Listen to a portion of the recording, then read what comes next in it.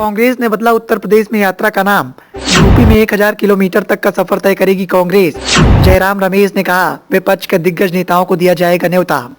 कांग्रेस के द्वारा लगातार आगामी लोकसभा चुनाव की नजदीकियों को देखते हुए उत्तर प्रदेश के सियासी समीकरण को साधने की कोशिश की जा रही है और इसके चलते कांग्रेस हाईकमान अलर्ट मोड पर दिखाई दे रहा है। कांग्रेस हाईकमान के द्वारा एक बार फिर से माहौल तैयार करने की कोशिश की जा रही है और अब इसी के चलते यूपी में कांग्रेस के द्वारा यात्रा निकालने की तैयारी की जा रही है। कांग्रेस ने राहुल गांधी के नेतृत्व में निकलने जा रही भारत जोड़ो यात्रा का नाम बदल दिया गया है। अब यात्रा का नाम भारत न्याय यात्रा हो गया है। अब इसे भारत जोड़ो यात्रा नहीं कहा जाएगा। गुरुवार को वरिष्ठ नेताओं की बैठक में इस बात का फैसला लिया गया, जिसकी जानकारी महासचिव जयराम रमेश ने दी है। उन्होंने कहा कि राहुल गांधी ने बीते 5 साल तक चली भारत जोड़ो यात्रा में खूब से लोग जुड़े हैं और लोगों के दिलों में ये नाम बैठ गया है, इसीलिए हम नई यात्रा में भी भारत जोड़ो नाम शामिल कर रहे हैं। जयराम रमेश ने कहा कि महासचिवों, प्रभारियों, प्रदेश के अध्यक्षों और विधानसभा के नेताओं, विपक्ष की मीटिंग में इस बात का फैसला किया गया है। उन्होंने कहा कि भारत जोड़ो यात्रा एक ब्रांड बन गई थी, इसने लोगों के दिलों में जगह बना ली, हमें उसे भूलना नहीं चाहिए। इस यात्रा ने कन्याकुमारी से लेकर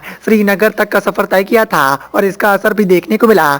जयराम रमेश ने इस बार भारत जोड़ो न्याय यात्रा का रूट मैप भी पेश कर दिया है। उन्होंने कहा कि इसकी शुरुआत हिंसा से प्रभावित मणिपुर की राजधानी इम्फाल से 14 जनवरी को दोपहर 12 बजे से होगी। उन्होंने कहा कि ये 66 दिनों का सफर होगा और डेली 2 बार राहुल गांधी का भाषण होगा कि इसे अरुणाचल प्रदेश में भी लाया जाएगा। जयराम रमेश ने कहा कि हमारी चर्चा इस बात पर हुई है कि अरुणाचल प्रदेश को भी शामिल किया जाए, जो हमारे दिमाग में हमेशा से था।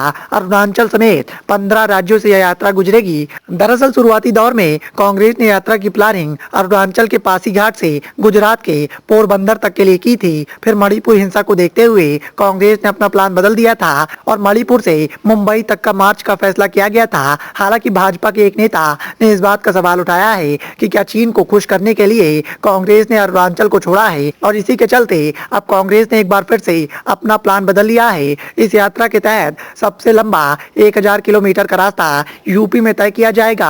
इस राज्य से कांग्रेस का महज एक ही सांसद है, ऐसे में उनकी यहाँ मेहनत का कितना असर दिखाएगी ये तो आने वाला वक्त बताएगा। पश्चिम बंगाल में 7 जिलों में 523 किलोमीटर का सफर होगा, जो 5 दिनों तक चलेगा। जयराम रमेश ने कहा कि इस यात्रा में विपक्षी गठबंधन के सभी नेताओं को बुलाया जाएगा। उन्होंने कहा कि मार्च के तहत 15 राज्यों के कुल 110 जिलों को कवर किया जाएगा। मतलब साफ है कि अब भारत जोड़ो यात्रा की तरह यूपी की सियासत को साधने के लिए भी कांग्रेस ने तैयारियां तेज कर दी हैं। साथ ही लोकसभा चुनाव के लिए लगातार सभी राज्यों में अपना विस्तार फैलाने के लिए कांग्रेस हाईकमान के द्वारा इस बार भी तैयारियां कर ली गई हैं। Bureau report, the noise of India.